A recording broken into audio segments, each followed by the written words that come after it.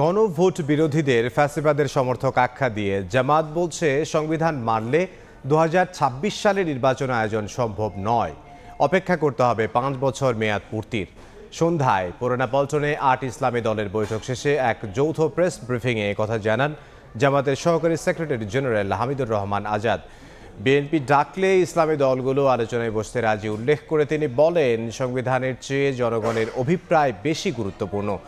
জুলাই সনদ বাস্তবায়ন, গণভোট সহ 5 দাবিতে কাল রাজধানীর পল্টনে সমাবেশ করবে 8টি ইসলামী দল। সমাবেশ থেকে সরকার ও দেশের জনগণকে চলমান আন্দোলনের বার্তা দেয়া হবে।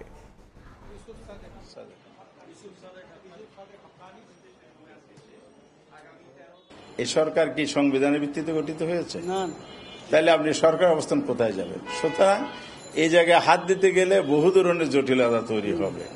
তো কারো যদি স্বচ্ছ পরিচ্ছন্ন মন মানসিকতা দেশের জন্য, দেশের ভবিষ্যতের জন্য তৈরি হয়, মৌলিক সংস্কারের দিকে এসে আসলে আমাদের সমাধানের দিকে যেতে হবে। জটিলতা তৈরি করা, সংবিধানের প্রসঙ্গ এনে সমাধানের পথকে রুদ্ধ করে দেয়া, আলটিমেটলি তারা ফেব্রুয়ারিতে নির্বাচন চায় কিনা এই প্রশ্ন তৈরি হয়ে যাবে তখন।